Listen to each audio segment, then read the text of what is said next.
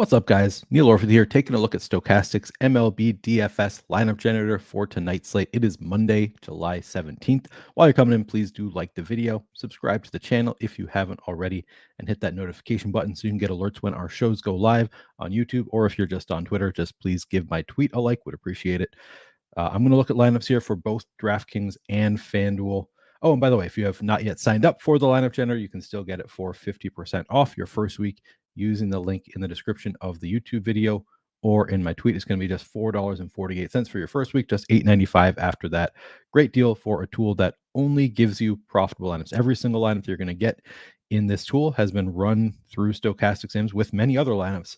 The only lineups that you get that came out into the Sims tool are lineups that are long-term profitable in the Stokastic Sim. So every lineup you get here is going to be a long-term good lineup. Really fun tool to play around with to kind of see, not just to find lineups for tonight's slate, but also to see what good lineups look like in the long term. All right, we're going to start by looking at some DraftKings lineups. I'm going to do all stack types. So we're going to get a mix of 5-3, 4-4, and then 5-0 stacks. I'm going to do all lineup types. We're going to get a mix of chalky, balanced, and contrarian lineups. And I'm not going to lock in any players. All right, first lineup we get here, we have Logan Gilbert and Shane McClanahan as the pitchers. We've got a 5-man Guardian stack with a three-man secondary stack of the Giants. Looks like the Guardians are not especially high owned. Miles Straw coming in at under 1% ownership. Ahmad Rosario at 4%. Stephen Kwan, 7%. Jimenez, 8%. Bo Naylor, 4%. A little bit more ownership going to those Giants. Wilmer Flores at 21%, JD Davis 12%, and Austin Slater 12%. And then, of course, Shane McClanahan, fairly 8% ownership going to Shane McClanahan is good to see. You can see here, this is kind of middle of the pack in terms of chalkiness versus contrarian. I like this is kind of the range that, you can find some nice lineups in that range. I try to avoid the chalkiest lineups in general, but I like where this one has fallen on that scale. Let's take a look at how this lineup looks in the top pitchers tool, top stacks tool. Starting with the pitchers, Logan Gilbert, Shane McClanahan. They are our top two pitchers on the board in terms of top two pitcher odds in the top pitchers tool. So we've got Logan Gilbert with a 24% chance of being a top two pitcher, Shane McClanahan with a 16% chance of being a top two pitcher, and Shane McClanahan coming in at really low ownership here. Looks like a great play tonight. Tough matchup, obviously, with Texas in Texas. Not a great spot, but Shane McClanahan, the type of pitcher who can really get it done against any stack. So looks good at 5% ownership here. And on as far as the top stacks go, we've got the Guardians and the Giants. Giants top of the board in terms of top stack odds, 11% chance of being the top stack on the board. Guardians with a 7% chance of being the top stack at just 6% ownership. So looks like a really nice stack. Looks good in all of the tools here. All right, I'm going to save this lineup. All right, second lineup we get to is a 5-man Guardian stack with a we got two Detroit players in the secondary, so kind of a secondary 2-man secondary stack of the Tigers, and then Patrick Bailey as a one-off at catcher. We've got McClanahan again, and then Sonny Gray. Let's take a look at how the Tigers look and how Sonny Gray looks in the top pitchers tool. Sonny Gray, 4th overall in terms of top two pitcher odds, 15%. And then Tigers, we just got 2, but they are 2nd overall in terms of top stack odds with an 8% chance of being the top stack. All right, I'm going to save this line. Oh, you can see this one falls way on the contrarian end of the scale here. Love to see that. The more contrarian you get, the more I generally like it, as long as the projection stays towards the top. And you can see this one, basically every lineup you're going to get here is going to be kind of in the top 10th percentile in terms of projection. So it looks good there. All right, I'm going to save this one. Now I'm just going to go through and save. Actually, let's take a look at this one, since this is the first one that's a little bit more unique. We got an Angels lineup.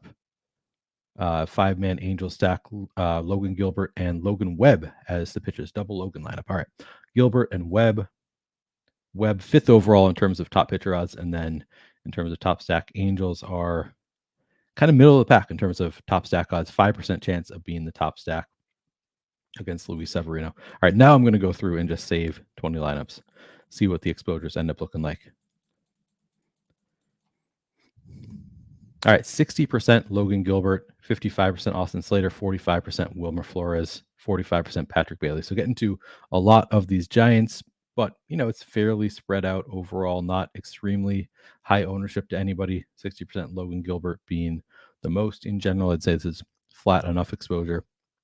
You could go back, get rid of some of these giant stacks, maybe work in some other types of stacks. But honestly, it's just a matter of risk tolerance. I might be okay with eating this much of the Giants because they do look really good in the top stacks tool, coming in with an 11% chance of being the top stack and a 20% chance of being the top value stack at just 10% ownership. So got some positive leverage on the Giants in one of the best places to hit in all of Major League Baseball against Brandon Williamson. It's a great spot for the Giants. So not the worst thing in the world, getting to a good amount there. All right, now let's take a look at some FanDuel lineups as well. Again, I'm going to do all stack types, all lineup types, not going to lock anybody in. Now we get, again, Logan Gilbert looks good on FanDuel as well, 31% projected ownership there. And then we have a 4-3 Guardians Cubs stack with Lane Thomas as a one-off. Again, some really low ownership on a couple of these Guardians. And then Cody Bellinger only getting 3% ownership as well. All right, let's take a look at the top pitchers tool first on FanDuel. Logan Gilbert, top of the board with a 10% chance of being the top pitcher. And then we had the Guardians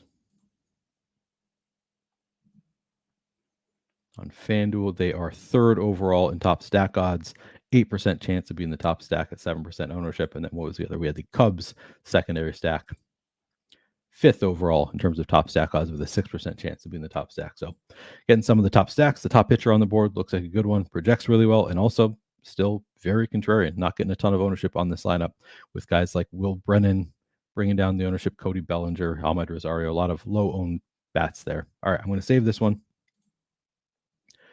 Now we have a 4-4 Guardians and Cubs stack with Logan Gilbert as the pitcher. Once again, let's see where the Cubs look in the top stack tool. Fifth overall. Do we already look at that? Were they in the last one too? Maybe they were. All right. But total 102% ownership on the lineup. Still very contrarian. All right, I'm going to save this one. Now I'm just going to go through and save 20 lineups.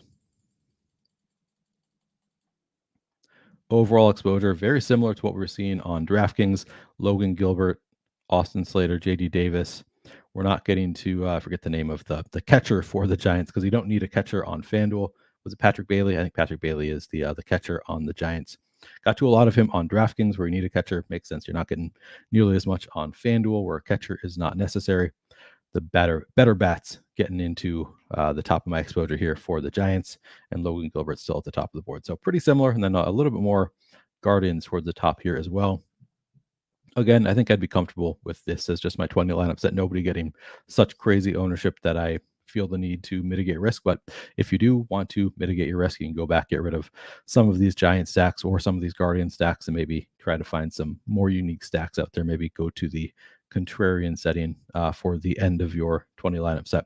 But in general, I think I'd be okay with this lineup set. And of course, we're nitpicking because, as I said, every lineup you're going to get in this tool is going to be a long-term profitable lineup. So it's just a matter of, do you want to spread out your exposure to different types of profitable lineups, or do you want to have a lot of similar profitable lineups? And on the nights when you do well, just absolutely crush it. On the nights when those lineups don't do well, maybe lose all your money. It's a matter of how much risk do you want to take on. Anyway, that is going to do it for this video. Again, like it if you have not done so.